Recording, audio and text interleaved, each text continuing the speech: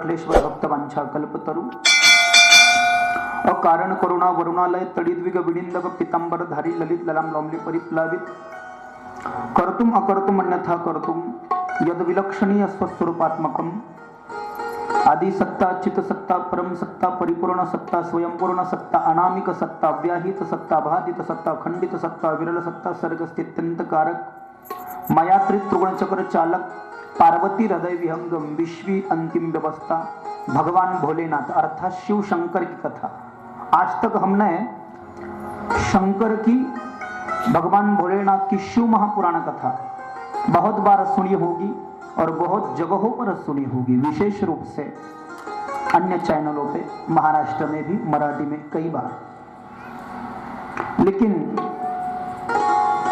ये जो ग्रंथ है, इस ग्रंथ का जो हम आज से 7 दिनों तक अवगाहन करने जा रहे हैं, अवलोकन करने जा रहे हैं, अनुसरण करने जा रहे हैं, ये भगवान शिव शंकर के संबंध में लिखा गया, निर्माण किया गया। भगवान शंकर का जो लिंग तत्व है, भगवान शंकर के लिंग की ही पूजा संपूर्ण जगत में, विश्व में की जाती है।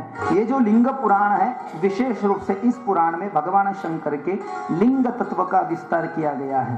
म्हणजेच महादेवाचं लिंग, लिंग काय आहे आणि वेदी म्हणजे काय आहे। महादेवाचं जे लिंग आहे, ज्याच्यावरती बेल वाहिल्या जातो, ज्याला भस्म लावल्या जातं या 3 बोटांना खालच्या, त्याला म्हणतात लिंग।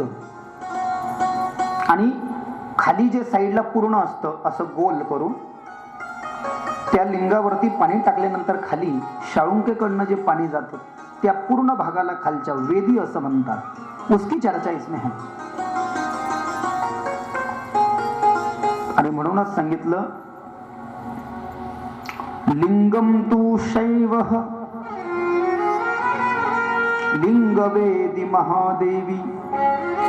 ती जी वेदी आहे म्हटले, वेदी लक्षात घ्या, वेदी महादेवी पार्वती आहे आणि फक्त लिंग, लिंग म्हणजे चिन्ह, महादेवाचं आत्मस्वरूप, महादेव की आत्मा जिसमें बसती है उसे कहा गया है लिंग। लिंग का कोई गलत अर्थ मत लेना। लिंग का मतलब संस्कृत में होता है, अंग्रेजी में साइन कहते हैं उसको, और संस्कृत में उसे चिन्ह कहते हैं। मराठी मध्ये संकेत, हिंदी में सुराग, अंग्रेजी में साइन। विष्णूचं जसं सुदर्शन चक्र हे चिन्ह आहे किंवा साइन आहे किंवा संकेत आहे, सुदर्शन चक्र म्हटलं की विष्णू डोळ्यासमोर येईल, तसं लिंग म्हटलं की महादेव। बिना लिंग के महादेव नाही, लिंग के बिना महादेव अधुरे है। मी का सांगतोय है की फरक काय आहे दोन्ही ग्रंथात, हे तर तुम्ही धन्य आहात, कारण की आता तर ऑफर शिव महापुराणाच्या चालू है। लगभग पिछले साल से मुझे लगता है, वैसे तो मैं भागवत का वक्ता हूँ, मेरे रोम रोम में भागवत कथा बसती है, आपने देखा भी है। अभी गीते परिवार ने 26 अक्टूबर से लेकर के 2 नवंबर तक जो श्रीमद् भागवत कथा की मेरे ही द्वारा, तो वृंदावन की जिस तरह कथा होती है आप सुनते हैं, क्योंकि मैं वृंदावन वासी हूँ। मेरी जन्मभूमि सिर्फ महाराष्ट्र है, लेकिन कर्मभूमि तो वृंदावन है। भागवत तो मुख्य विषय है, उसके साथ में सभी विषयों को हम करते हैं, लेकिन ये शिव महापुराण कथा त्या विठ्ठल मंदिरात झाली, गीते परिवाराकडे भागवत कथा झाली, आणि म्हणून सगळ्या माता माऊल्या ज्या तुम्ही आता इथे आहात, तुम्ही मला बोलवलंय, सगळेजण म्हटले की महाराज गणेश पुराण भी नहीं, हमको लिंग पुराण कथा सुनने दो। मैंने बोला कोई बात नहीं है, वेगवेगळ्या कथा ऐकल्या पाहिजे, कारण की वेगवेगळ्या कथा जर का आपण ऐकल्या तर वेगवेगळ्या प्रकारची माहिती होत चालते, आणि माहिती जर का जास्ती असली तर माणसाच्या जीवनामध्ये आध्यात्मिक मार्गाचा अविलंब करत असताना न्यूनता आणि त्रुटी आढळत नाही, कोई गलती की संभावना नहीं रह जाती। ज्या कथा शिव महापुराणात आल्या नाही त्या कथा लिंग महापुराणात आहे। पण एक गोष्ट लक्षात ठेवावी लागेल की जवळपास नाही म्हणता 60% भाग या शिव महापुराण लिंग पुराणामध्ये शिव महापुराणाचा आहे, कारण की लिंग हे शंकराचं स्वरूप आहे। हवं तर अवतार म्हणा, हवं तर अवतार म्हणा, महादेव ने लिंग का अवतार धारण किया था, शिव महापुराण में इसकी चर्चा है, इस भी ग्रंथ में है, लेकिन कब तो उसका हम चर्चा करेंगे। म्हणून लिंग महापुराण, तर या लिंग महापुराणाच्या अंगभूत अखंड हरिनाम सप्ताह, ग्रंथराज ज्ञानेश्वरी पारायण आहे की नाही, ज्ञानेश्वरी आणि दुपारी 1 ते 4 या माध्यान्हाच्या वेळामध्ये 7 दिवसीय संगीतमय लिंग महापुराण कथेच्या अंतर्गत आपण सगळेजण या संघर्ष नगर गणपती मंदिर N2 सिडको मुकुंदवाड़ी छत्रपति संभाजीनगर महाराष्ट्र में इस कथा का रसस्वादन अमृतपान करने के लिए पधारे हैं। आज से लेकर के आने वाले 7 दिनों तक यहाँ पर जो लिंग महापुराण कथा रूपी ज्ञान गंगा, ज्ञान सागर, ज्ञान कुआ, ज्ञान बावड़ी, ज्ञान झरना बहेगा, इसमें स्नान करने के लिए वारकरी संतों के चरणों के धूले के मकरंदों का रसस्वादन अमृतपान करने के लिए आप और हमारे जैसे सभी श्रोतृवृंद चक्रवाक करांडक पंचों के रूप में इस ज्ञान गंगा की पावन तट पर उपस्थित होने वाले हैं। प्राय आज पहले दिन उपस्थित हो चुके हैं। तो उपस्थित सभी श्रद्धालु गणों को, श्रोतृवृंदों को और सभी भक्तों को राधे राधे, जय श्री राम, जय श्री कृष्णा, नमो नारायण, ओम नमः शिवाय, जय माता दी, जय गौ माता दी, ओम जय गजानन, ओम साई राम, श्री स्वामी समर्थ, जय गुरुदेव, श्री गुरुदेव, धन्य निरंकार जी, हरिओम तत्सदिति। आज कथेचा पहिला दिवस आहे। लिंग महापुराणामध्ये 2 भाग आलेले आहेत। पहला भाग है पूर्व भाग जिसमें 108 अध्याय है। दूसरा भाग है उत्तर भाग जिसमें 55 अध्याय है। ऐसे दोनों भागों को मिला करके 163 अध्यायों का ये पूर्ण ग्रंथ है। 163 अध्यायाचा हा ग्रंथ है। पुराणों की संख्या से यदि इसकी गणना की जाए तो पुराणों में इसका नंबर है 11वां। कितवा नंबर है? 11वां। पहला है शिव महापुराण, दूसरा है ब्रह्म पुराण, तीसरा है गरुड़ पुराण, चौथा है भागवत। कोणतं पुराण कधी बनलं तशा पद्धतीने नंबर लागलेले आहे।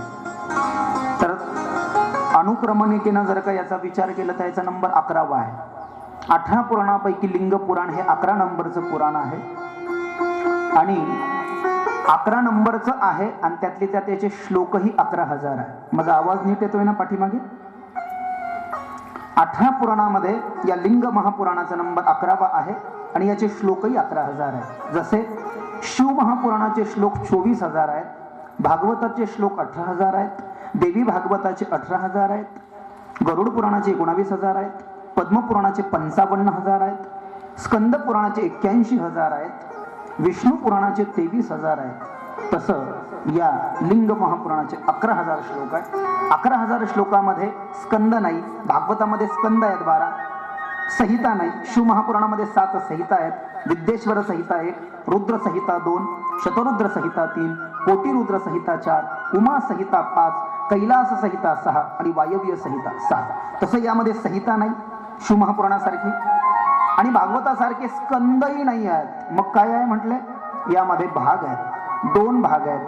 पूर्व भाग ज्याच्यामध्ये आपण आता प्रवेश करत आहोत आज, पूर्व भाग आणि दुसरा भाग आहे उत्तर भाग। पूर्व भागामध्ये 108 अध्याय आणि उत्तर भागामध्ये 55 अध्याय। 108 आणि 55 163 अध्याय। जवळपास 60% भाग शिव महापुराणाचा आहे आणि मग 40% भाग आपल्याला नवीन नाविन्यपूर्ण ऐकायला भेटणार। ज्यांनी शिव महापुराण कथा ऐकली नाही त्यांच्यासाठी सगळंच नवीन आहे। जरी शिव महापुराणातला भाग आलाय परंतु कथा थोड्या बदल आहे। तुम्ही म्हणाल असं कसं? त्याचं कारण असं आहे की तुम्ही काल एखादी गोष्ट बोललात किंवा काल एखादी गोष्ट ठरवली ना, काल एखादी गोष्ट ठरवली पण तुम्हाला वाटलं काल ठरवली ती गोष्ट तर यांच्या समोर ठरवायला पाहिजे होती, ते नव्हते म्हणून उद्या परत ठरवू। गोष्ट तीच आहे पण काल ठरवली, पण काल ठरवताना काही लोक गैरहजर होते म्हणून पुन्हा उद्या ठरवायची असं ठरवलं। परंतु कालच्या ठरवण्यामध्ये आणि आजच्या ठरवण्यामध्ये गोष्ट जरी एकच आहे, बदल पडतो, शब्दांचा भेद उत्पन्न होतो, शब्द बदलतात, काळ बदलतो, टाइम बदलतो, शब्दाची उंची कमी अधिक होते। त्यामुळे गोष्ट जरी एकच आहे, शास्त्र है, वेद है, सब सत्य है, लेकिन समयानुसार समय के अभाव से इसे कल्प भेद कहा है शास्त्रों की परिभाषा में। आता राम, हमने कई बार राम की कथा सुनी है प्यारे, है कि नहीं? लेकिन यदि रामायण का अभ्यास किया जाए तो राम जी तो एक ही है, सीता भी एक ही है, दशरथ भी एक ही है, लखनलाल भी एक ही है, लेकिन हर रामायण की कथा अलग है। ऐसा क्यों?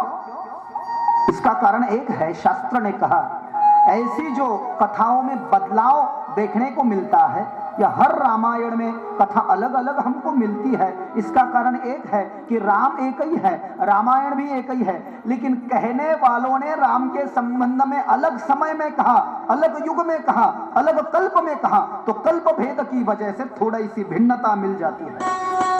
म्हणून यामध्ये जरी शिवमहापुराणाच्या कथा आल्या असल्या थोडासा बदल आपल्याला सापडेल। आज आपण तिथपर्यंत जाऊ शकलो तो ठीक आहे। महादेवानं लिंगेश्वर महादेवाचा अवतार धारण केला म्हटले, कुठे?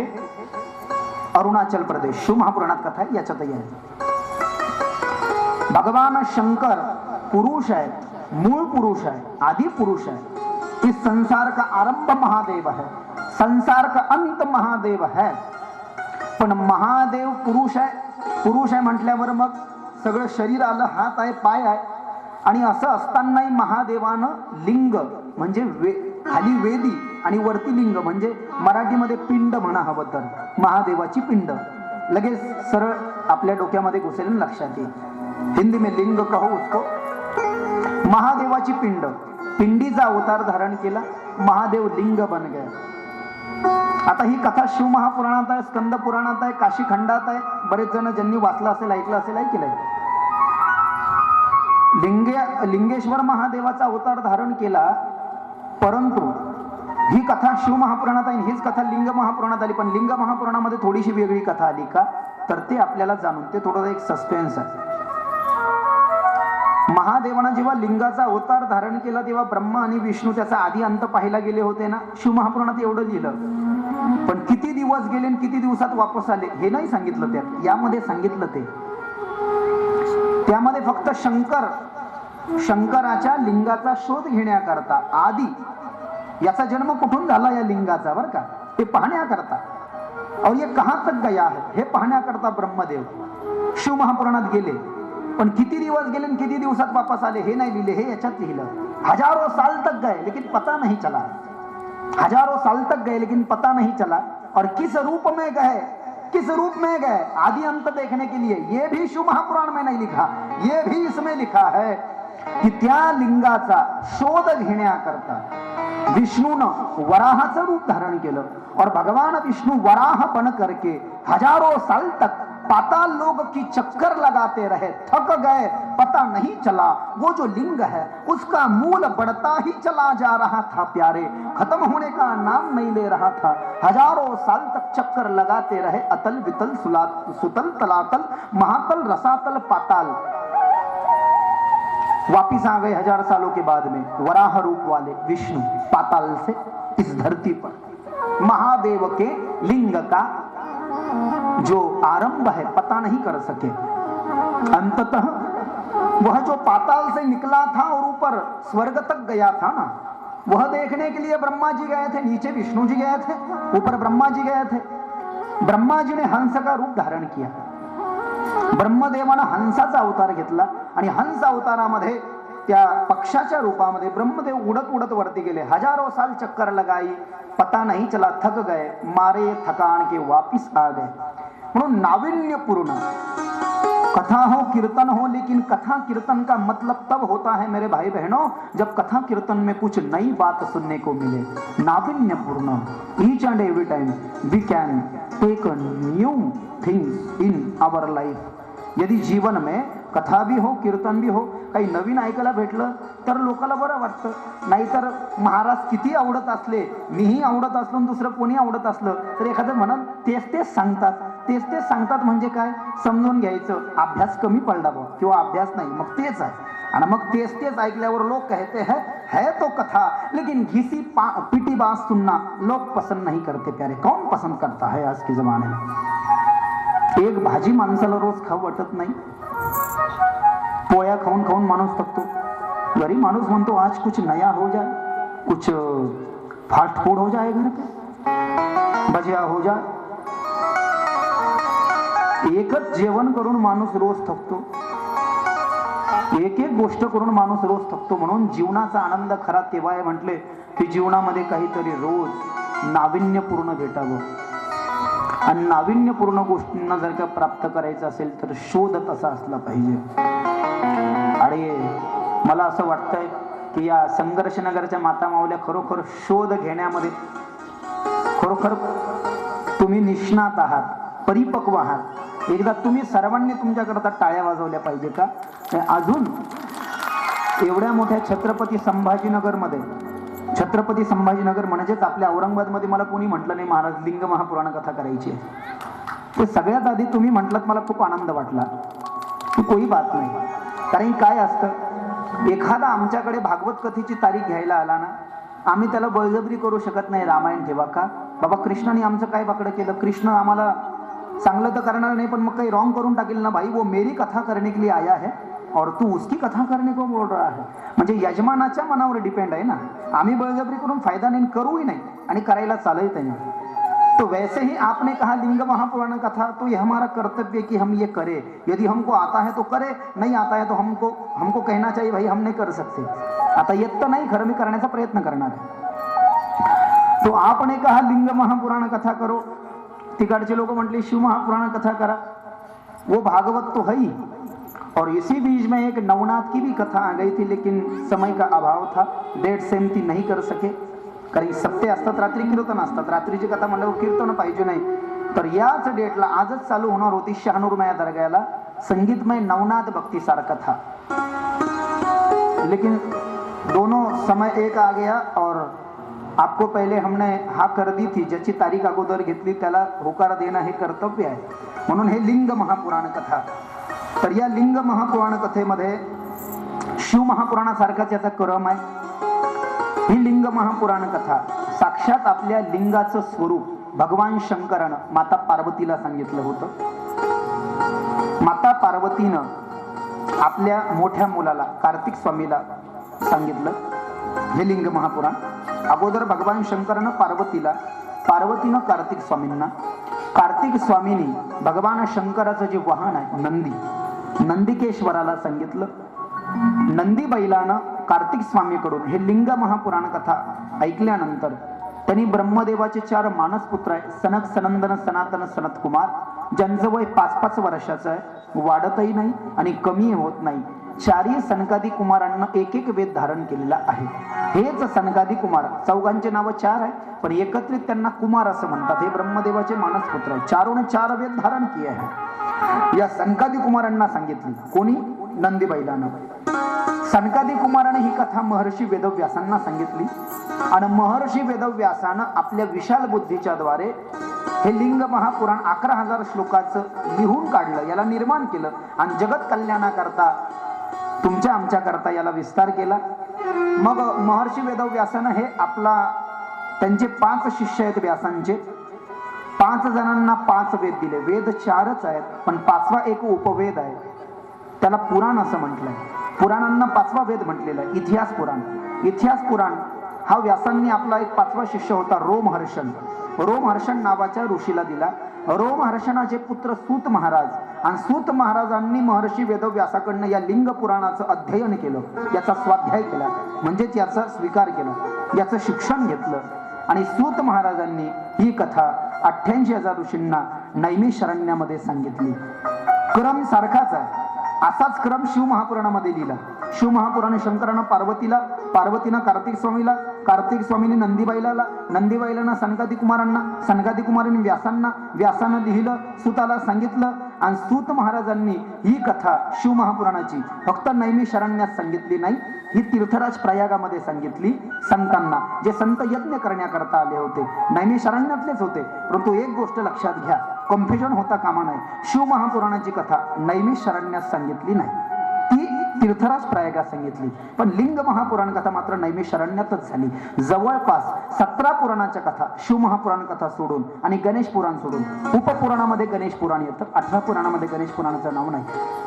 पुराण 18 आहेत आणि उपपुराणही 18 आहेत. लक्षात घ्या, पुराण 18 आहेत आणि उपपुराणही 18 आहेत. म्हणून आता गणेश महापुराणाची ही कथा नाही, ही लिंग महापुराणाची कथा आहे.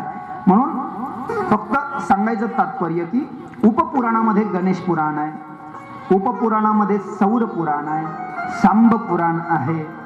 हे काही उपपुराणामध्ये आलेले. देवी भागवत उपपुराणामध्ये. देवी भागवत सुद्धा जी आपण देवीची कथा ऐकतो ना, तर हे सुद्धा उपपुराणामध्ये आहे. देवी भागवत बऱ्याच जणांना ऐकली असेल, म्हटले उपपुराण. तर उपपुराण 18 आहेत आणि पुराण 18 आहे. तर हे जे आपण लिंग पुराण ऐकत आहोत माता माऊल्यांनो, हे 18 पुराणापैकी एक आहे आणि 18 पुराणामध्ये याचा 11वा नंबर आहे. 11,000 श्लोक आहे, 2 खंड, 2 भाग आहे. पैकी पूर्व भागामध्ये आपण प्रवेश करत आहोत. सर्वांनी हात जोडून बसायचं आहे. श्री संब सदाशिवाय नमः. ततः श्रीलिंग महापुराण पूर्वभाग प्रथमोऽध्याय. श्री गणेशाय नमः. नमो रुद्राय नमः. नमो रुद्राय हरये ब्रह्मणे परमात्मने प्रधान पुरुषेशाय सर्गस्थित्यंतकाय.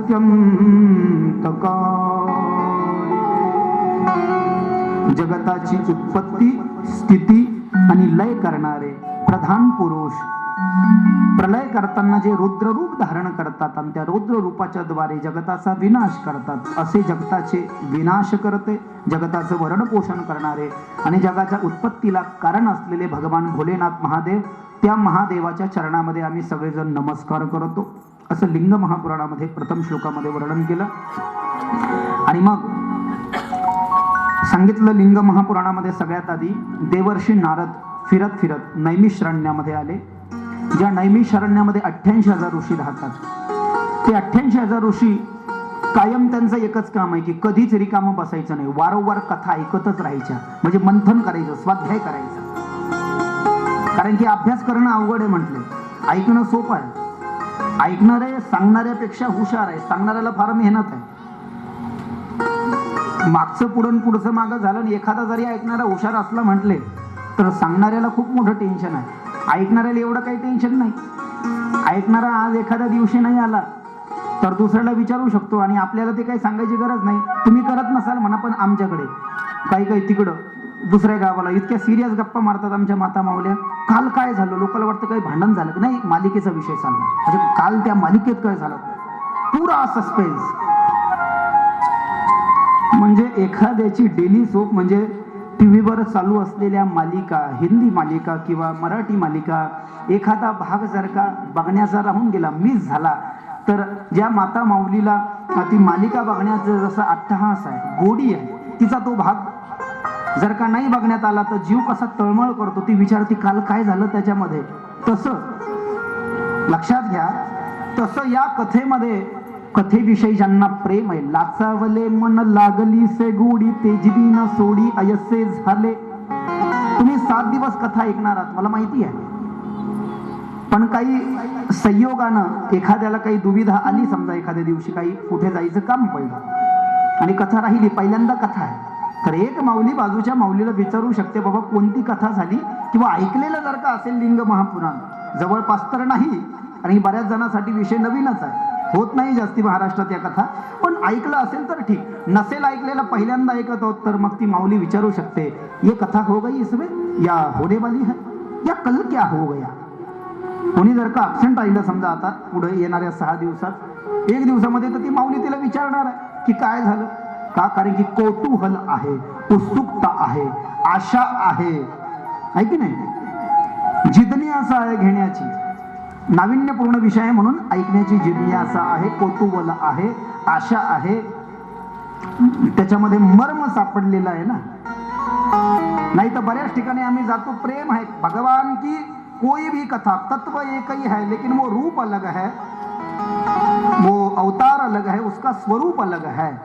बऱ्याच ठिकाणी आम्ही जातो तो लोक म्हणतात नाही नहीं महाराज कुछ भी हो जाए हम तो भागवत ही सुनेंगे. मैंने बोला क्यों भाई, क्योंकि हमारे इधर भागवत पे ही प्रेम करते हैं लोग. वैसे यदि उत्तर भारत चले जाओ हमारे वृंदावन के और, तो उधर लोग रामायण ही सुनते हैं, राम जी के चरणों में प्रेम करते हैं. ऐसा क्यों. म्हणजे याला म्हणतात एकाच गाडीमध्ये बसणे. म्हणजे याचा अर्थ बाकीच्या गाड्यात बसायचं की नाही, तसं नाही. The choice is your. काहीतरी भेटणार आहे, पण लक्षात घ्या, इसका भी मैं आपको जवाब देते चलता हूं, ध्यान से सुनिए. हरिपाठ आणि काकडा, ज्ञानेश्वरीचं पारायण, गाथ्याचं पारायण, आणखीन कोणत्या ग्रंथाचं पारायण महाराष्ट्रात आपण करत असू, समजा आपण पंढरपूरच्या पांडुरंगाचे उपासक आहोत आणि पांडुरंगाच्या गाडीमध्ये बसलो आहोत, पांडुरंगाच्या चरणाचे निस्सीम भक्त झालो आहोत. पांडुरंग आपलं काम करतोय, करत होता, करत आहे, करत राहणार आहे की नाही. करण्यासाठी जसं एखादं कोर्ट कचेरीचं काम असेल किंवा ऑफिशियल काम असेल, चक्रा माराव्या लागतात, खूप चक्रा माराव्या लागतात आहे की नाही. तसं वारंवार देवही पाहतो, मैं यदि तेरा काम करूं प्यारे तो तू मेरी मंदिर में कितनी बार आया है, तूने मेरा नाम कितनी बार लिया है, तूने मुझे बेल का पत्ता जीवन में कितनी बार चढ़ाया है. माँ ने कहा ले भाई एक बेल का पत्ता चढ़ा, तेरे जान पे तो नहीं आया. क्यों? क्योंकि तो मोबाइल खेल रहा था, मोबाइल खेलते खेलते तेरे जान पे तो नहीं आया. तो तूने जीवन में कितनी बार मुझे बेल का पत्ता चढ़ाया है, कितनी बार भस्म लगाया है, कितनी बार जल चढ़ाया है, कितनी बार गंगा जल का अभिषेक किया है, कितनी बार गन्ने के रस का अभिषेक किया है, कितनी बार दही का अभिषेक किया है, कितनी बार मुझे चूरमे का भोग बताया है, कितनी बार मुझे खीर का भोग बताया है, कितनी बार मुझे गेहूं के आटे का हलवा. याद रखिए महादेव सूजी का हलवा नहीं खाते, शिव महापुराण में लिखा है इस बात को, गेहूं के आटे का हलवा. ध्यान रखिए, नोट कर लीजिए. इतने उपाय बताऊंगा भगवत कृपा से जो आज तक आपने टीवी पर भी नहीं सुने हैं. कल से आप भी कहेंगे कि महाराज इतने उपाय बताए जाएंगे कि टीवी पर भी आपने सुने नहीं हो आज तक. महादेव, तीनच गोष्टी महादेवाला प्रिय आहे, काही देऊ नका. नाव सांगा त्या तीन गोष्टीचं, तीनच गोष्टी.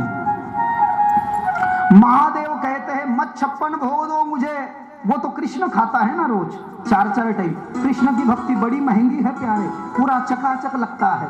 कृष्ण की भक्ति करने वाला वक्ता मैं भी यदि भागवत की कथा करूं तो शेरवानी पहन करके बैठ जाता हूं. लेकिन महादेव कहते हैं पहन लिया तो कोई बात नहीं, लेकिन मेरा भक्त महादेवाला पांढरे कपडे आवडतात. लक्षात ठेवा, विसरून जाईल, सांगायला खूप आहे, टाइम कमी आहे, इसलिए सफेद. पण रोज घालणं शक्य नाही, कमीत कमी 2-4 दिवस शक्य होईल. सगळ्या माता मावल्यांनी एक नियम लक्षात घ्या, महादेव की पूजा करते वक्त सफेद वस्त्र पहनना चाहिए. कथा सुनते वक्त सफेद वस्त्र. शिव महापुराण में इस बात को लिखा है. महादेवाला आवडतो पांढरा रंग, पवित्रो समता शुभ्र वर्णा. पांढरे कपडे घालून कथा ऐका. एक नियम लक्षात घ्या, लिंग पुराण आणि शिव महापुराण ऐकायचा. पांढरे कपडे घालून कथा ऐका. 1. रुद्राक्षाची माळ गळ्यामध्ये घालून कथा ऐका. 2. आणि कथा ऐकताना पांढरे कपडे घातले 1, रुद्राक्षाची माळ घातली 2, आणि भस्म या 3 बोटांना भस्म लावा. सकाळी जर का भस्म लावत असाल तर सकाळी भस्म लावताना त्याच्यामध्ये पिवळं चंदन मिक्स करा, हे लिहिलंय शिव महापुराणामध्ये. दुपारी भस्म लावत असाल तर त्या पांढऱ्या भस्मामध्ये केशरी चंदन मिक्स करा. आणि संध्याकाळी जर का भस्म लावत असाल तर फक्त आणि फक्त ओनली वन पांढरं भस्म लावा. भस्म लावताना पुन्हा लक्षात घ्या, चूक होता कामा नाही. भस्म कभी भी सूखा नहीं लगाया जाता. भस्म कधीही कोरडं लावू नये. महादेवालाही आणि स्वतःलाही आणि गुरुलाही आणि देवालाही याच्या आधी माहीत नसेल तर दोष नाही. माहिती झाल्यावर जर का नाही आपण पद्धत व्यवस्थित त्याचा अवलंब केला तर दोष उत्पन्न होतात. मैं बता रहा हूं, कोई घबराने की बात नाही. आतापर्यंत मग बरेच जण काय होतं, सांगायला गेले की माता मावल्या लगेच मग अरे आपण तो कोल्डच लावत होतो, लगेच माता मावल्या घबरतात. पता नहीं तो कोई दोष नहीं. मेरी बात की ओर ध्यान दीजिए, यदि आज तक पता नहीं तो कोई दोष नहीं, लेकिन अब पता चल गया ना आपको, और आपके सामने यदि कोई सूखा भस्म लगा रहा है का, त्याचं कारण आहे का? कोरडं भस्म जे आहे, कोरडं फक्त बुक्का लावल्या जातो, अबीर आणि गुलाल लावल्या जातो. आणि कोरडं फक्त आमची एखादी माता माऊली कोरडं हळदी कुंकू देवाच्या चरणात वाहू शकते. महादेवालाही हळदी कुंकू चालत नाही. लिंग स्वीकार नहीं करता हल्दी कुंकू का. वो जो लिंग की पत्नी है ना महादेवी पार्वती, जो वेदिका है, जो महादेव के साथ में है, पार्वतीच्या वेदिकेच्या बाजूला साइडला जे त्रिकोणी टाइप नसतं का दोन्हीला, ते पार्वतीचं स्नान है. इधर से भी उधर से भी दोनों तरफ हल्दी कुंकुम चढ़ा सकते हैं, नो डाउट. यदि किसी गलत जगह पर चढ़ा दिया तो उसका फल नहीं मिलता प्यारे. तो क्या क्या चढ़ाया जाना चाहिए, क्या क्या चढ़ाया जाना चाहिए महादेव को? भस्म तो महादेव को बड़ा प्रिय है. पण तुम्ही जर का 3 टाइम पाशुपत व्रत करत असाल, पाशुपत व्रत की चर्चा तो शिव महापुराण में ज्यादा है, इसमें नहीं है, इसमें तो बस संकेत है, लेकिन मैं एक दिन जरूर कहूंगा पाशुपत व्रत के बारे में। पाशुपत व्रत यदि आप कर रहे हो 3 साल तक किया जाता है, 2 साल तक, 1 साल तक, 4 महीने, 2 महीने या 5 सोमवार, सबसे कम समय। 3 टाइम नाही, 3 टाइम तर 2 टाइम करत. तर त्यामध्ये सगळ्या पांढऱ्याच गोष्टी, म्हणजे पांढऱ्या माळीने जप करावा असं सांगितलंय. पांढरेच कपडे घालावे आणि पांढराच नैवेद्य वस्तूचा महादेवाला दाखवावा आणि आपणही पांढरच खावं. इसे पाशुपत व्रत कहा गया है. या पाशुपत व्रतामध्ये जिथे तुम्हाला पूजा करायची आहे ती जागा एकच पाहिजे. तुम्ही 5 सोमवार जरी व्रत करत असाल, 5 सोमवारी महादेवाची पूजा करताना ज्या ताटलीमध्ये साहित्य घेतले ताटली तीच पाहिजे. लोटा भी वही होना चाहिए. पंचपात्री, उसका जो चम्मच है बोले पंचपात्री जो है वही होनी चाहिए. वो जो लोटा है वो भी वही होना चाहिए, थाली भी वही होनी चाहिए. आणि मग मंदिरामध्ये जर का महादेवाची पूजा करत असाल तर त्याच महादेवाच्या मंदिरात तिथे ती पूजा करावी लागेल. सकाळ, दुपार, संध्याकाळ 3 टाइम. लक्ष घ्या. तर 3 टाइम पूजा करत असताना भस्म ओलं करायला सांगितलंय. त्याचे मंत्र शास्त्रामध्ये आले आहे. मानस्तोके तनये मान अयोमानो गोषुमाणु अश्वेशुरीरीश वीराणमाणो रुद्र भामितो वदिर हविष्मिंत सदामित्वा हवामहे इति हस्ते भस्मम ग्रहित्वम जलमश्रितम क्रत्वा. म्हणजे इकडे ऑलरेडी पाणी घ्या म्हटले, हा मंत्र आहे ना त्याचा भस्माचा. मग मंत्र जर का सांगतो ओलं भस्म लावा, तर आपल्याला कसं पिना कोरडं लावायला चालेल? पहिले डाव्या हातावर पाणी घेऊन ठेवा, भस्माचा जो चौकोन आहे तो घ्या म्हटले त्याच्यावर उसको घिसो. इति हस्ते भस्मम ग्रहितमम जलमिश्रितम क्रत्वा. भस्म ओलं केलं. सकाळी पूजा करताय ना महादेवाची, हा सकाळी पूजा करत असताना या डाव्या हातावर घेतलेल्या पाण्यामध्ये भस्म ओलं केलंय की नाही? पण पूजा सकाळी करताय 12च्या आधी. लक्षात ठेवा, पूजा सकाळी 12च्या आधी करताय, भस्म ओलं केलं. त्या ओल्या भस्मामध्ये थोडंसं कणभर पिवळं चंदन टाका आणि पिवळं चंदन टाकून या 3च बोटानं महादेवाला ऐसे भी लगा सकते हो या जैसे भी हो, ये सीधे हाथ से आना चाहिए. डावीकडून उजवीकडे आलं पाहिजे, डावीकडून उजवीकडे आलं पाहिजे. या बोटाचा प्रयोग केला जात नाही का? हे बोट पित्रांचं बोट आहे. या बोटानं जर का कधी भस्म लावलं, पुन्हा सांगतोय माहिती नाही तर टेन्शन घेऊ नका, पण आता माहिती झालं ना. हे बोट, हे जे बोट आहे, या बोटाने ऐका, एखादी माता माऊली तुम्ही भाऊबीजेला भावाला ओवाळताना तर भावाला सुद्धा या बोटानं गंध लावायचं नाही. सगळ्या माता माऊली ऐका, या बोटाई नाही, या नाही. तुम्ही जर का तुमच्या पतीला गंध लावत असाल माता माऊल्यांनो, किंवा एखादी बहीण आपल्या भावाला गंध लावत असेल तर या बोटानं गंध लावायचा. मला जर का दुसऱ्या कोणाला गंध लावायचा आहे, एखाद्या व्यक्तीला दुसऱ्या व्यक्तीला गंध लावायचा आहे, तर या बोटानं गंध लावायला सांगितलंय शास्त्रामध्ये.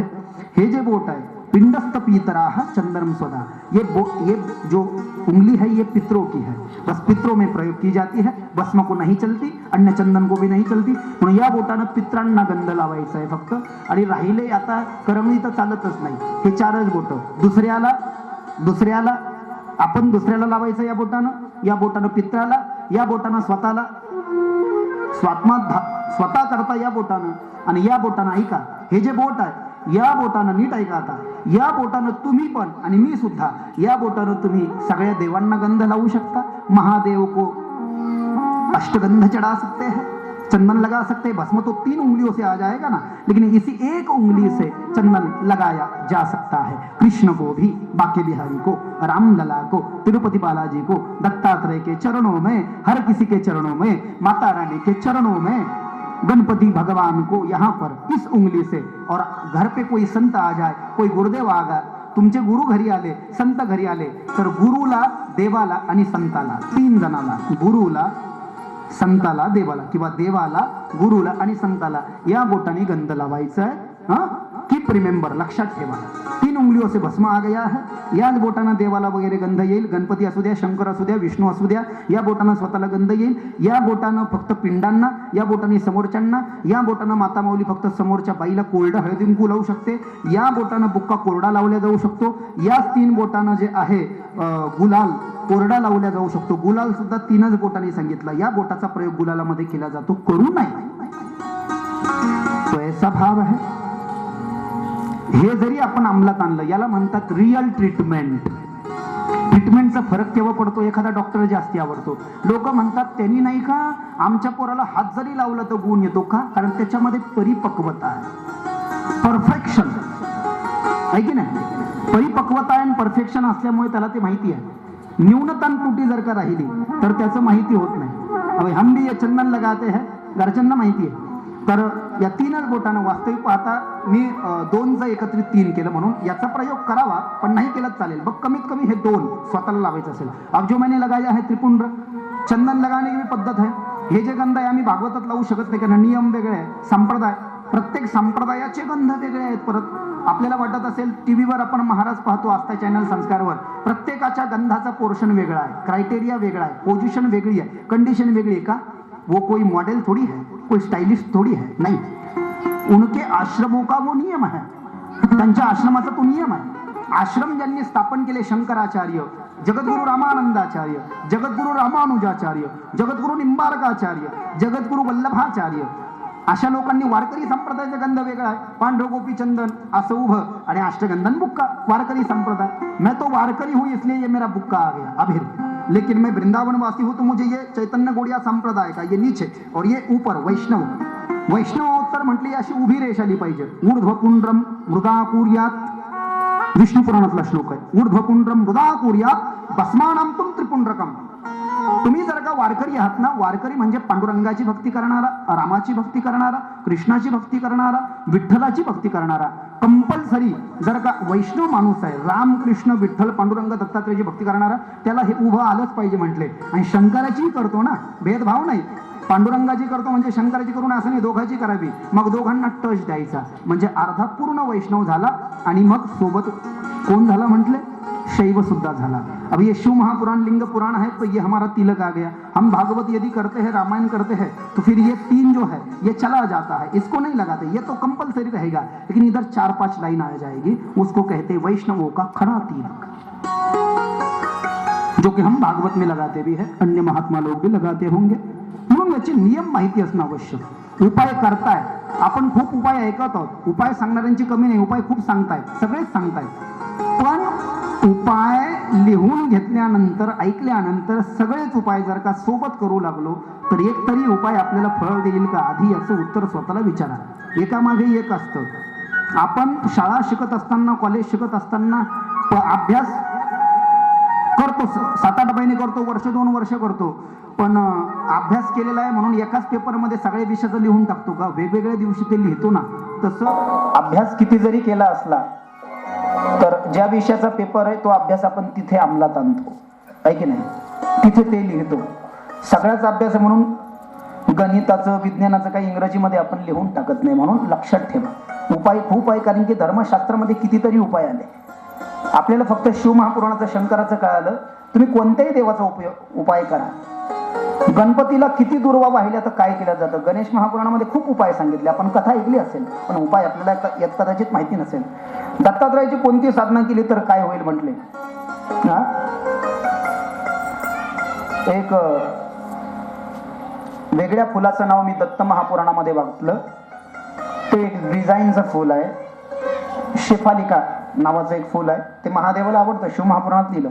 ते शेफालिका नावाचं फुल जर का दत्तात्रयाला असं स्क्वेअर मध्ये जर का वाहिलं, चौकोनी, प्रत्येक देवाला फूल वाहण्याची एक पद्धत, त्याला मंडल असं म्हणतात. भगवान कृष्ण को फूल चढ़ाया जाता है तो गौल मंडल किया जाता है. दत्तात्रयाला जर का फूल व्हायचं असेल तर म्हटले चौकोनी मंडल करायला पाहिजे. चौकोनी म्हणजे फुलाचा असा स्क्वेअर केला पाहिजे. आणि प्रत्येक देवाची साधना आहे. जसं महादेवाला चुरम्याचा लाडू आवडतो म्हटले, तर दत्तात्रयाला काय आवडतं सांगा बरोबर? सगळं दत्तात्रय भिक्षा मांगते थे, प्यारे नवनाथों ने भी जीवन भर भिक्षा मांगी है. भगवान दत्तात्रय भी कहते हैं मुझे 56 भोग नहीं चाहिए, बस मैं तो बस एक गेहूं की रोटी से और गाय के दूध से प्रसन्न हो जाता हूं. म्हणून दत्तात्रयाचा अतिप्रिय नैवेद्य दत्त पुराणात लिहिलाय, फक्त आणि फक्त शुद्ध गाईचं दूध आणि गव्हाची पोळी. ये दत्तात्रय को बड़ा पसंद आता है प्यारे. जैसे महादेव को चूरमे का लड्डू आणि गव्हाच्या पिठामध्ये, गव्हाचं पीठ, गव्हाच्या पिठामध्ये थोडंसं दूध, तूप आणि साखर याच्यापासून बनलेला शिरा, गेहूं के आटे का हलवा हिंदी में, मराठीमध्ये गव्हाच्या पिठाचा शिरा, महादेवाला आवडणारा पहिला नैवेद्य. दूसरा नैवेद्य चावल, चावल में गाय का दूध, उसमें शक्कर और गावरान गाय का घी. गावरान गाय के घी से, गौ माता के दूध से, अच्छे चावल से बनी हुई खीर महादेव का अति प्रिय दूसरा भोग. पहला तो हो गया गेहूं के आटे का हलवा, दूसरा गाय के दूध से और चावल से बनी हुई खीर, और तीसरा चूरमे का लड्डू. बस यही तीन को भोलेनाथ खाते हैं. तीन में से एक भी मिल जाए तो बड़े प्रसन्न होते हैं. काजू कतली नहीं, बालूशाही नहीं, गुलाब जामुन नहीं, दे दे तो कोई बात नहीं, लेकिन वो ज्यादा पसंद है. ये तीन. तसं प्रत्येक देवाचं कृष्ण को तीन चीजें, महादेव की तीन चीजें हो गई, तीन भोग, कृष्ण की तीन चीजें. कृष्ण कहते हैं बस मेरा श्रृंगार कर दो एक. कृष्ण क्या मानते हैं? कृष्ण म्हणतात माझा श्रृंगार करा, म्हणजे मला रोज नवीन ड्रेस घाला आणि त्या ड्रेसवर मुकुट घालायचं विसरू नका. कृष्ण के मुकुट पर मोर पीस लगाना चाहिए एक, बड़े प्रसन्न हो जाते हैं.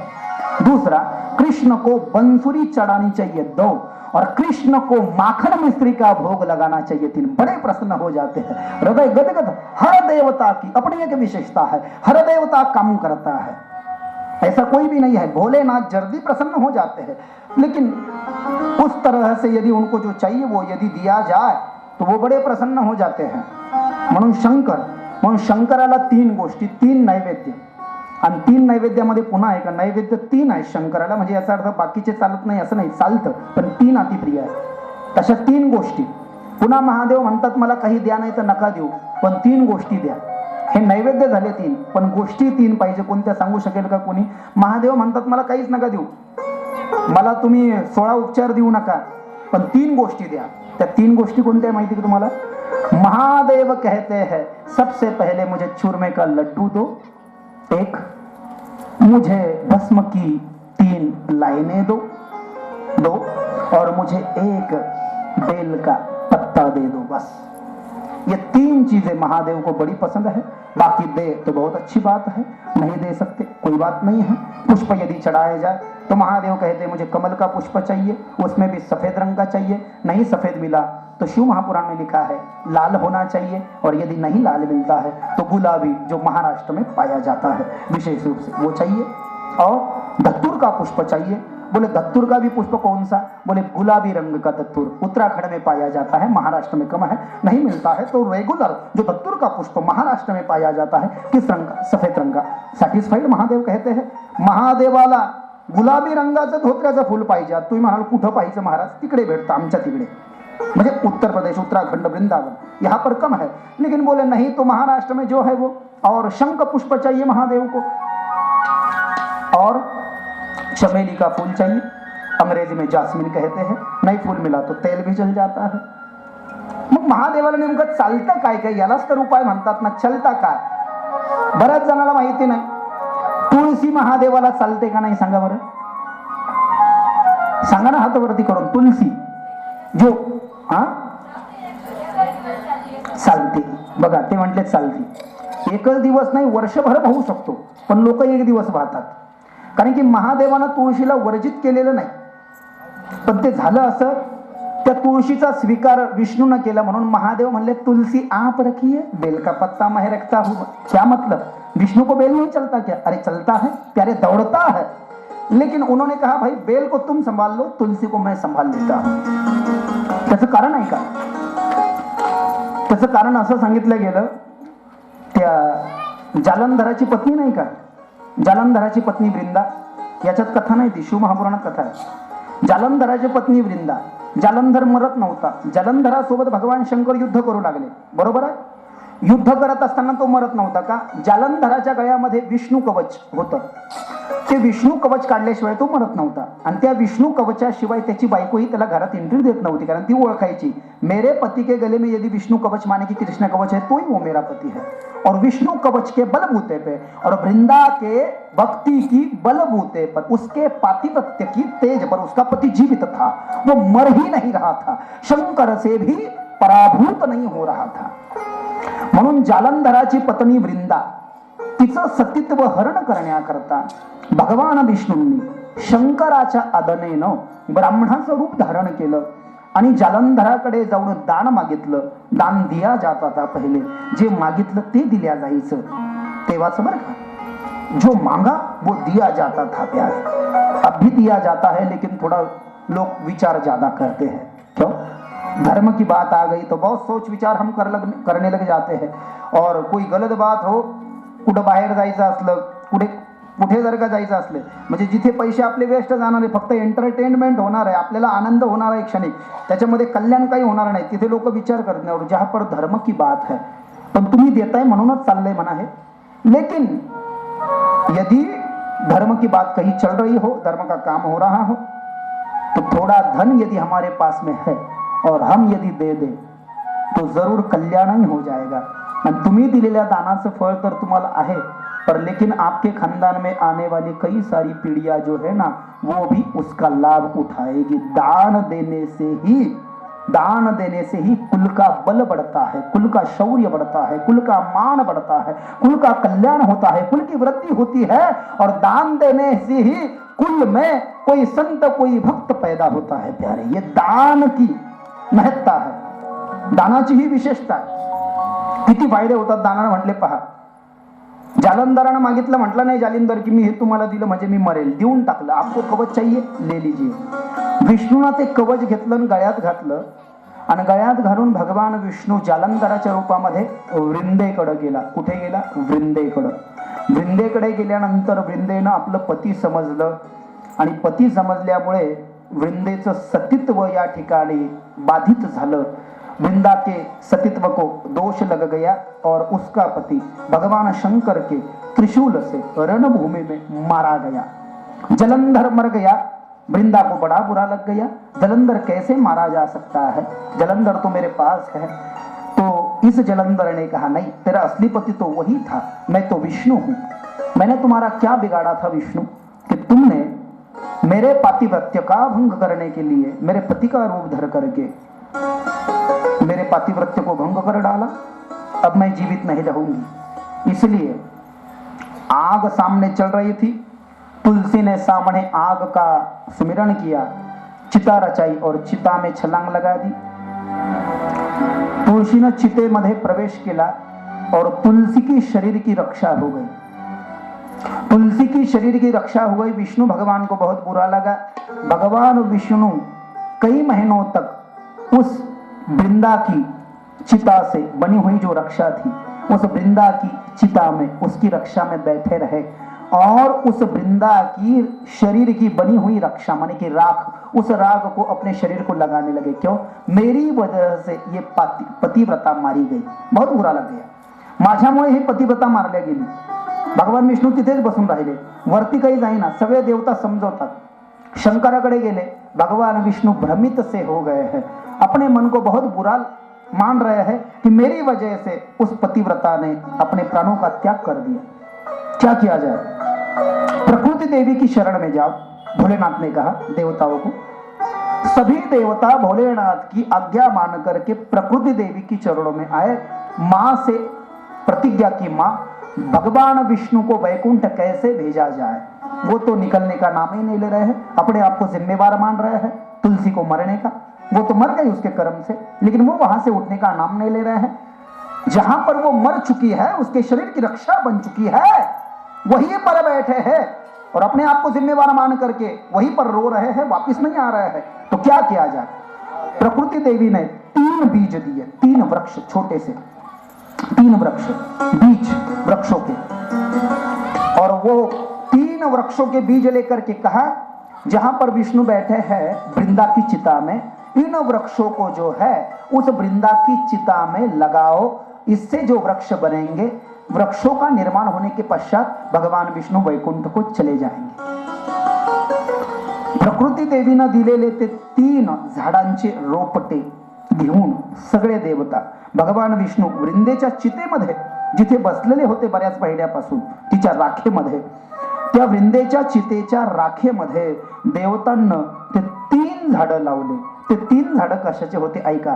पहला तो था मालती. कौन सा था? मालती. दूसरा था धतूर और तीसरा था तुलसी. मी कशावरून सांगतोय ही कथा? महादेवाला तुळशी चालते पण घेत नाही, ते त्यांच्या मनाचा मोठेपणा आहे. वर्षभर विष्णूला बेल चालतो पण घेत नाही, मनाचा मोठेपणा आहे. ती कथा सांगतो. मालती, धोत्रा आणि तुळशी या 3 झाडाचे रोपटे प्रकृती देवीनं देवांकडे दिले. देवांना ते 3 रोपटे घेतले. ते 3 रोपटे घेऊन देवता भगवान विष्णू जिथे आपल्याला दुःखी मानतायत, आपल्याला जबाबदार मानतायत तुळशीच्या मृत्यूचा, त्या तुळशीच्या चितेच्या राखेमध्ये ते 3 झाड रोवले. म्हणजे तिथे ते रोपटे लावले. लावल्याबरोबर त्या 3 रोपट्यातनं 3 झाडांचा जन्म झाला. पहिलं झाड मालती, म्हणजेच मालती नावाचं फूल शंकराला खूप प्रिय आहे, शिव महापुराणात लिहिलं. दुसरं धोत्र्याचं फूल पांढरं, शंकराला खूप प्रिय आहे, शिव महापुराणात लिहिलं. और तिसरा तुलसी, तुलसी का वृक्ष. तुळशी जेव्हा निर्माण झाली, तुळशी कृष्णाची पत्नी आहे, विष्णूची पत्नी आहे. देवी भागवतात कृष्णाला म्हणजेच विष्णूला 4 पत्नी आहे. आपल्याला विष्णूची एकच पत्नी माहिती आहे, लक्ष्मी. लक्ष्मी एक, गंगा ही विष्णूची 2री पत्नी, तुळसी ही विष्णूची 3री पत्नी आणि सरस्वती ब्रह्मदेवाची मुलगी विष्णूची 4थी पत्नी. पैकी तुळसी भगवान विष्णू की 3 नंबर वाली पत्नी. ही तुळशीचा जेव्हा जन्म झाला तेव्हा विष्णु विसरले, मेरी पत्नी तो यहाँ आ गई और मैं यहाँ क्या कर रहा हूँ. फिर उनको जो है उस बात का पता चल गया आणि मग त्यांनी तुळशीला घेतलं. कोणी? भगवान विष्णूंनी तुळशीला घेतलं आणि तुळशीला घेऊन भगवान विष्णू वैकुंठाला निघून गेले. धोत्रा आणि मालती तिथंच ठेवलं. मग शंकराला वाटलं धोत्रा आणि मालती इथे ठेवलं तर धोत्रे आणि मालतीचा स्वीकार मी करतो, म्हणून धोत्रे आणि मालतीचा स्वीकार महादेवानं केला आणि तुळशी विष्णू घेऊन गेला. त्याची बायको असल्यामुळे, त्यांची पत्नी असल्यामुळे तुळशी विष्णूलाच वाहिल्या जाते, दत्तात्रयाला वाहिल्या जाते, रामकृष्ण बालाजी पांडुरंगाला वाहिल्या जाते, जवळपास विष्णूंच्या सगळ्या अवताराला वाहिल्या जाते. क्या मतलब? शंकर को नहीं चलती है लेकिन लेके हो गए थे ना, इसलिए कहा तुलसी आप रख लीजिए और ये मालती जो है और ये जो धतूर है ये मैं आपको नहीं दूंगा. क्यों नहीं दूंगा? क्योंकि आपने इसको नीचे छोड़ा, तुम्ही याला खाली सोडलंय म्हणून हे मी तुम्हाला देणार नाही. असंच बेलाचंही आख्यान आपल्याला पुढे ऐकायला भेटेल. चालतं. आणि म्हणून वैकुंठ चतुर्दशीला महादेवाला 1000 तुळशी वाहिल्या जातात आणि विष्णूला 1000 बेल वाहिल्या जातात. भक्ति रस के पूर्व में जिसका हम चिंतन कर रहे थे, तुलसी विष्णु ले गए इसलिए तुलसी विष्णु को चढ़ाई जाती है. धतूर का पुष्प और मालती नाम का जो वृक्ष नीचे रह गया इसलिए वो शंकर को चढ़ाया जाता है. वैसे ही बेल का पत्ता शंकर के लिंग की सबसे पहले जिस दिन पूजा की गई लिंग स्वरूप महादेव की, वो दिन था शिवरात्रि. और ये पूजा जब ब्रह्मदेव और विष्णु कर रहे थे तो विष्णु और ब्रह्मदेव ने सोचा कि शिव को कौन से वृक्षों के पत्ते चढ़ाए जाए और कौन से वृक्षों के फूल चढ़ाए जाए. जब इसके बारे में सोच विचार कर रहे थे, सूत जी कहते हैं लिंग पुराण में और शिव महापुराण में भी, तो ब्रह्मदेव और विष्णु ने देखा कि बेल का वृक्ष है और बेल का जो एक ही डंठल है लेकिन 3 पत्ते हैं. डंठल एक ही है, एक ही मूल है, म्हणजे डेट एकच है. इसको हिंदी में डंठल कहते हैं, डेट मराठी में. एक डंठल को एक ही फल या एक पत्ता होना चाहिए. लेकिन जब ब्रह्मदेव और विष्णु ने देखा डंठल एक ही लेकिन पत्ते 3 है, ये यदि भोलेनाथ को चढ़ाया जाए तो भोलेनाथ बड़े प्रसन्न होंगे. तो विष्णु और ब्रह्मदेव ने इस दुनिया में सबसे पहले महादेव को एक डंठल के 3 पत्तों वाला बेल का पत्ता चढ़ाया था, इसलिए बेल महादेव ने ले लिया और तुलसी उठा करके विष्णु ले गए, इसलिए तुलसी को विष्णु ने ले लिया. यह उसका कारण है. चढ़ा तो कभी भी सकते हो, कोई दोष नहीं है. विष्णु के मंत्रों में भी बिल्व पत्रम प्रतिगृहताम ऐसा मंत्र आया है और शिव के मंत्रों में भी तुलसी पत्रम प्रतिगृह्यताम बिल्कुल चढ़ा सकते हैं, कोई बात नहीं. लेकिन चढ़ाया नहीं जाता तो क्यों नियमों का भंग किया? यदि चढ़ाए तो दोष नहीं लगेगा, फल ही मिलेगा. लेकिन एक दिन है, यदि भक्तों चढ़ाना ही है, विष्णु कहते भाई वो मेरे शिव का है ना तो उनको ही दे दीजिए, मुझे क्यों देते हो? क्यों? क्योंकि शिव को चढ़ाया जाने वाला एक बेल का पत्ता भी विष्णु की ओर चढ़ाया जाए तो महादेव के पूजा में उस बेल पत्र की कमी हो जाएगी, ऐसा न हो जाए इसलिए विष्णु कहते हैं साल भर उनको ही चढ़ाइए, एक ही बार मुझे वैकुंठ चतुर्दशी को दीजिए। तुलसी बड़ी प्रिय है किसको? महादेव को। लेकिन महादेव भी सोचते हैं भाई यदि पांडुरंग को, विठल ठाकुर को पंढरपुर में चढ़ने वाले तुलसी के मंजरिकाओं का हार यदि कोई भक्त उस पंढरपुर के पांडुरंग को छोड़ करके मेरी लिंगी को चढ़ा दे तो उस पांडुरंग की पूजा में कम हो जाएगा। भाई साल भर तुम ही ले लो, एक ही दिन मैं लूंगा। क्यों? हरिहराणा ही भेद नका करू वाद, एक एका से हृदय गोडी साखरेच्या ठाई, भेद कासी नाड एक विलांटीच आड, उजवे वाम भाग तुका म्हणे एकची अंग। अभंग नंबर 99, 4 चरण तुकाराम महाराजांची बाबूराव देवळी दमंग गाथा। दोनों एक रूप है। ये चाहता है कि उसकी पूजा बढ़ जाए और वो चाहता है इसकी पूजा बढ़ जाए। चढ़ाने को तो चढ़ा सकते हैं लेकिन उसका कारण मैंने स्पष्ट कर दिया। तो देवर्षि नारद घूमते घूमते नैमिषारण्य पहुंचे। लिंग महापुराण में कहा वहां पर 88,000 शौनकादिक ऋषियों से नारद जी की भेंट हुई। देवर्षि नारद बड़े ज्ञानी हैं, ब्रह्मदेव के मानस पुत्र है, ऐसा जानकर 88,000 शौनकादिक ऋषियों ने नारद जी को बैठने के लिए आसन दिया और नारद जी बैठे। उतने में नारद जी उनसे वार्तालाप ही कर रहे थे। रोमहर्षण के पुत्र सुत महाराज जो पुराणों के ज्ञाता है और पुराण का बहुत अद्भुत ज्ञान जिनमें है, ये 88,000 शौनकादिक ऋषि जो है ये गृहस्थाश्रमी है। सब लोगों के विवाह हो चुके हैं लेकिन गृहस्थाश्रमी व्यक्ति अपने जीवन की जीविका को कैसे जिए इस बात को यदि हमको जानना है तो हमको शौनकादि ऋषि जो है, जो संख्या में 88,000 है, उनके बारे में जानना आवश्यक है। आहे गृहस्थाश्रमी तुमच्या आमच्यासारखे, पण त्यांच्या जीवनाचा एक उद्देश आहे, आपण जरी गृहस्थाश्रमी आहोत, आपले जरी लग्न झालेले आहेत, आपल्याला मुलं बाळ आहे, पण याचा अर्थ जीवनभर काय हापशीचं पाणीच हापसत बसायचं का? नहीं, ऐसा उद्देश्य नहीं है। उद्देश्य एक ही है, हम है गृहस्थाश्रमी लेकिन जीवन का उद्देश्य एक होना चाहिए, भगवान के चिंतन में मग्न रहना। मौका मिले तब तक भगवान की अलग अलग कथाएं सुनना, उसका श्रवण करना, उसका मनन करना। वेगवेगळ्या कथा ऐकतात म्हणून या 88,000 ऋषींनीच भागवत कथा ऐकली नैमिषारण्यात सूत महाराजांकडून। याच 88,000 ऋषींनी देवी भागवत ऐकली, यांनीच रामायण ऐकलं आणि यांनीच गरुड पुराण ऐकलं। आणि हेच 88,000 ऋषी हे नारद आले, नारदाला नमस्कार केला, तितक्यात तिथे सूत महाराज आले, सूताची वाटच पाहत होते। आइए हम आपकी ही प्रतीक्षा कर रहे थे, आपके चरणों में हम प्रणिपात करते हैं। नैमिषेयास्तु शिष्याय कृष्णद्वैपायनस्य तु अथ तेषां पुराणस्य सुष्ठुसा समपत्यतः। सूत महाराज आल्यानंतर सगळ्या शौनकादिक ऋषींनी त्यांच्या चरणामध्ये प्रणिपात केला, त्यांना बसण्याकरता आसन दिलं, त्यांचं पाद प्रक्षालन कुंकुम तिलक केला आणि म्हणाले आप पुराणों के ज्ञाता हो, तुम्ही जसं पुराण सांगू शकता तुमच्याशिवाय सध्या या जगामध्ये दुसरं कोणी सांगू शकत नाही। अधन्यानध्वांत विद्वंस कोटी सूर्य समप्रभः श्रोताख्या हि कथा सार मम कर्ण रसायनम। आप में करोड़ों सूर्यों का तेज है। 88,000 शौनकादिक ऋषी सूत महाराजाला म्हणाले की तुमच्यामध्ये करोडो सूर्याचं तेज आहे आणि आमच्यामध्ये अनेक जन्माचं अज्ञान लपलेलं आहे।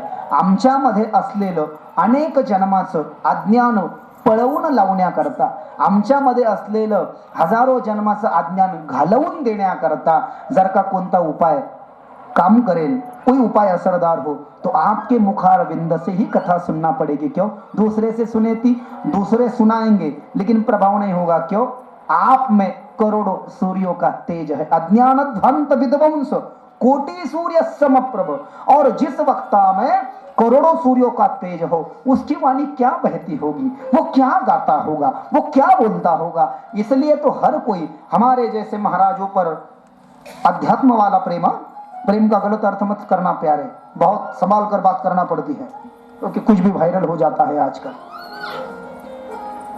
ये अध्यात्म वाला जो प्रेम है, ये जो भक्ति, एका जनार्दने प्रेम अति गोड, life is an love enthusiasm end the enjoys. कोई महाराज, कोई संत, कोई गुरुदेव पसंद आते हैं, कोई भगवान बहुत ज्यादा पसंद आ जाते हैं। वैसे तो भगवान सभी एक तत्व है, लेकिन किसी को महादेव तो हमारी आत्मा है, हाँ? लेकिन कृष्ण हमारा प्राण है। हम जो वृंदावन वासी है तो रोम रोम में कृष्ण है, बिना कृष्ण के तो हमारा दिन भी नहीं निकल सकता। दत्तात्रेय और कृष्ण तो कोई भगवान ज्यादा पसंद आ जाता है, गुरुदेव पसंद आ जाते हैं, संत पसंद आ जाते हैं, कोई भक्त पसंद आ जाता है। वैसे तो गुरु को अपने सब शिष्य एक जैसे होने चाहिए, लेकिन उसी में कोई विशिष्ट शिष्य पसंद आ जाता है। क्यों? यह अध्यात्म वाला प्रेम। का म्हटले, तुमच्याकडूनच आम्हाला कथा ऐकायची का? तुमच्यामध्ये करोडो सूर्याचं तेज आहे आणि तुमच्यासारखी कथा कोणी सांगू शकत नाही। ज्याच्यामध्ये करोडो सूर्याचं तेज आहे तो जेव्हा कथा सांगेल तेव्हा अनेक जन्माचं अज्ञान निघून गेल्याशिवाय राहणार नाही। हीच तर नरदेहाची सार्थकता सांगितली।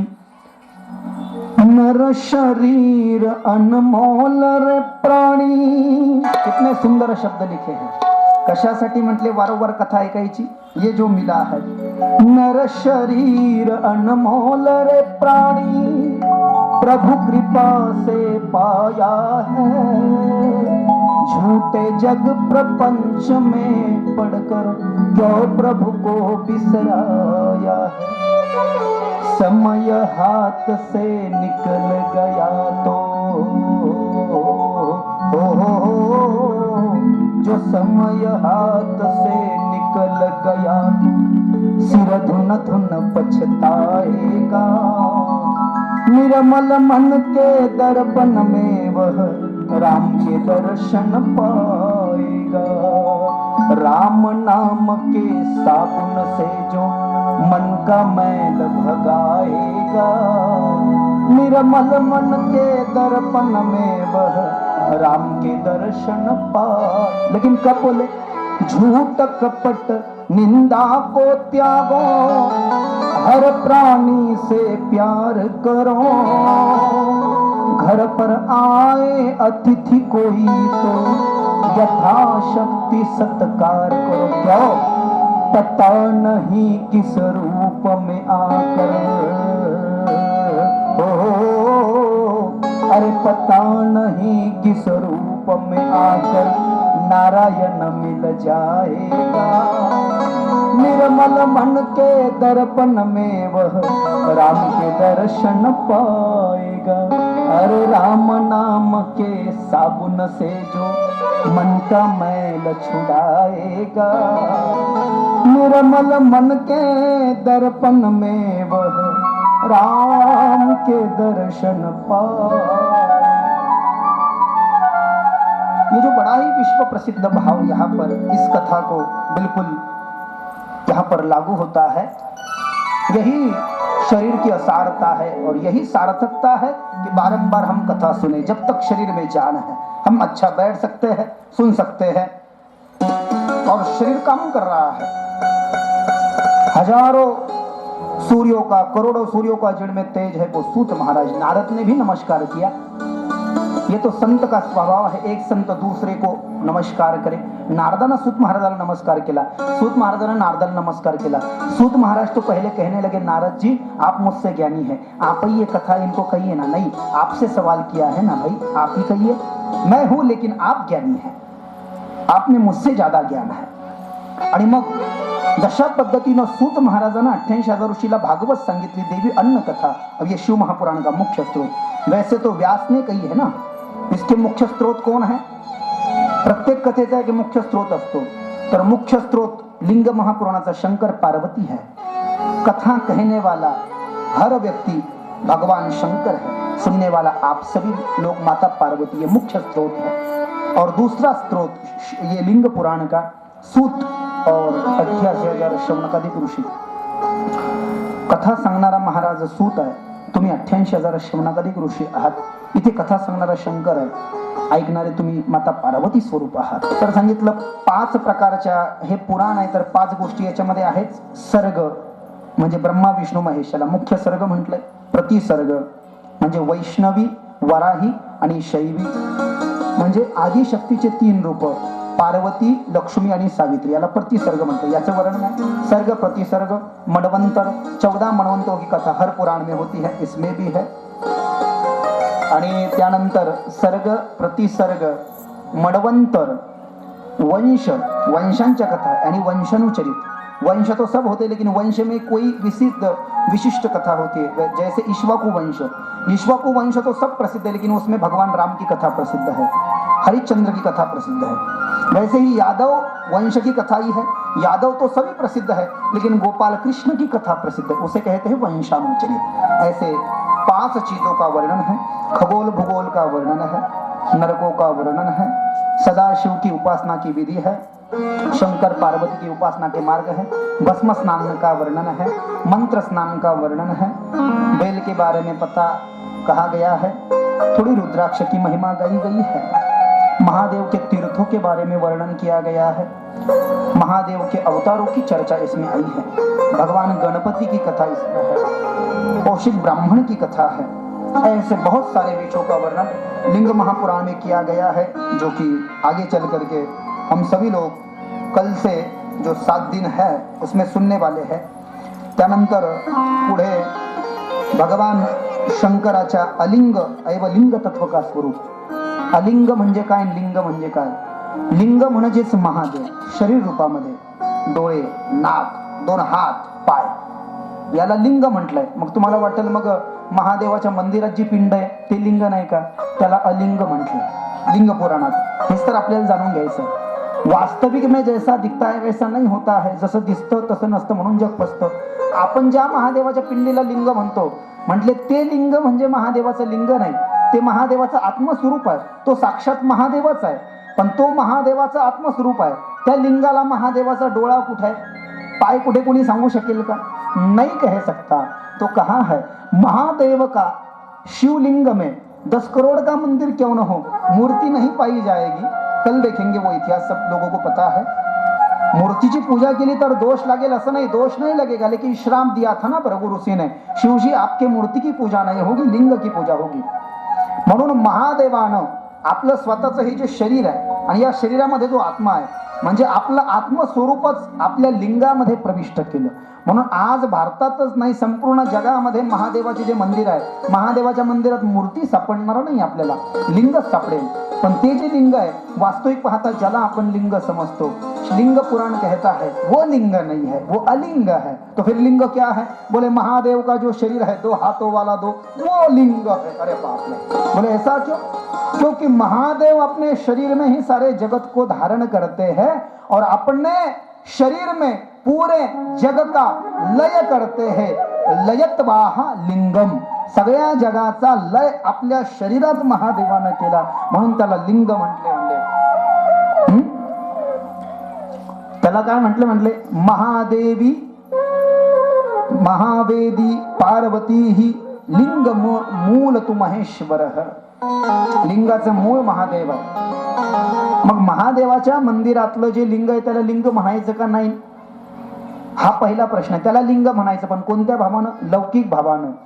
पण लिंग महापुराण कथा जर काय कायची आहे तर लिंग पुराणाच्या कथेनुसार जर का विचार करायचा तर महादेवाच्या मंदिरात जे लिंग आहे त्याला महादेवाचं शरीर समजायचं सांगितलंय, आणि शिव महापुराणाच्या कथेनुसार जर का विचार केला तर त्या लिंगाला लिंग समजायचं, महादेवाचं शरीर समजायचं नाही। मग सांगितलं लिंग महापुराण कहता है वो महादेव के मंदिर में जो लिंग है, वो जो महादेव के मंदिर में वो लिंग है, वो लिंग नहीं है। बोले वो कौन है? वो अलिंग है। आणि अलिंग म्हणजे लिंग नसणे, महादेवाचं चिन्हच नाही म्हटले। महादेवाचं शरीर आहे, मग तुम्ही म्हणाल शरीर आहे तर आम्हाला दिसत नाही, कसं दिसेल? इसको कहा यहाँ पर 2 बातें जानना पड़ेगी, ब्रह्म भाव आणि निर्गुण भाव। ब्रह्म भाव आणि निर्गुण भाव। निर्गुण भाव म्हणजे जे दिसत नाही, आपल्याला माहिती आहे, आपल्याला देवाचं स्वरूप माहिती पण दिसत नाही, त्याला पाहण्याकरता मंदिरात जावं लागतं किंवा फोटोत पाहावं लागतं किंवा एखाद्या ग्रंथामध्ये त्याचा फोटो पाहावा लागतो। आपल्याला माहिती आहे कृष्ण कसा दिसतोय, आता समोर दिसत नाही पण डोळे बंद केल्यावर दिसतो। जेव्हा दिसत नाही त्याला निर्गुण म्हणायचं, रंग नाही, रूप नाही, नाही वर्ण छाया। माहिती आहे असा आहे पण दिसत नाही म्हटले निर्गुण। और आंख बंद करने के बाद में दिखा जाता है वो सगुण। तर महादेवाचं जे शरीर आहे, महादेव जी बैठे हैं, जटा केस वाढलेले हैं, जटाओं की गांठ लगी है ना प्यारे, जटाओं की गांठ लगी है। यहाँ पर 108 रुद्राक्षों की माला बंधी हुई है। हाथ में जो है भस्म की 3-3 रेखाएं लगी है। गले में जो है वह वासुकी नाम का जो सर्प है वह पहना है। मुंडों की माला पहनी है। हाथ में त्रिशूल है, उसको डमरू लगाया हुआ है। और उसके बाद में हाथी का कपड़ा पहना है, गजचर्म पहना है, व्याघ्र और शेर के वस्त्र पर बैठे हैं, हाथी के वस्त्र को पहना है, पैरों में खड़ा हुआ है और हाथ में त्रिशूल है। जटा से गंगा बह रही है, लाइट के लिए चंद्रमा को धारण किया है। ये शंकर का कौन सा रूप है? हाँ, साक्षात ऑब्वियसली, नो डाउट आप जवाब देंगे सगुण रूप है भाई। जो दिखता है वो सगुण है, जो नहीं दिखता वो निर्गुण है। हम इस बात को मानते हैं।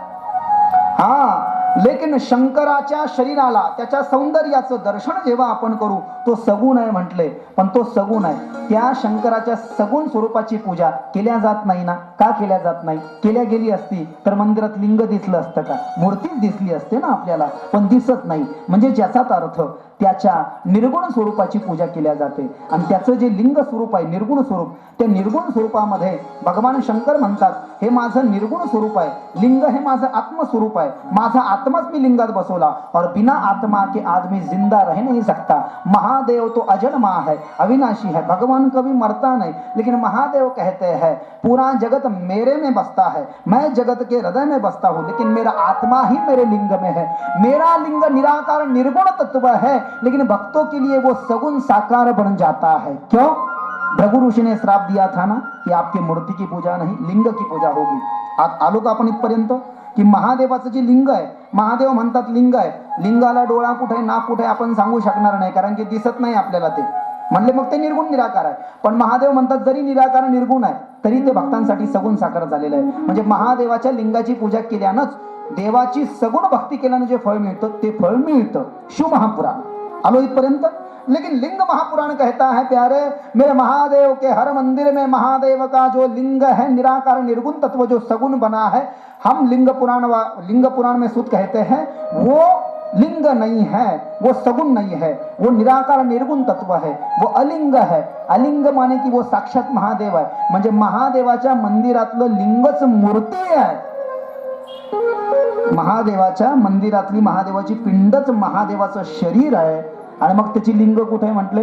त्याची लिंग जी आहे म्हटले ते लिंग त्यानं शरीरामध्ये धारण केलंय। म्हणजे जो व्यक्ती महादेवाच्या लिंगाची पूजा करतोय समजावं त्याच्या संपूर्ण शरीरामध्ये लिंग धारण केले आहेत। गुरुचरित्रामध्ये लिहिलंय की माणूस भस्म लावतो, भस्म लावल्यानंतर भस्माचे जेवढे कण बाहेर उडतात तेवढे शिवलिंग त्यांनी धारण केले, असं गुरुचरित्रात लिहिलंय। तो बोले शिवलिंग कहाँ है? लिंग पुराण की परिभाषा में हर किसी व्यक्ति के शरीर में अंतर्बाह्य शिवलिंग है। तो कल इसकी डिटेल में चर्चा करेंगे। आज की कथा यहाँ पर विश्राम लेती है। कल की कथा बराबर जो समय है 1 से 4 बजे तक, बीच में कोई इंटरवेल नहीं, भक्ति रस होगा।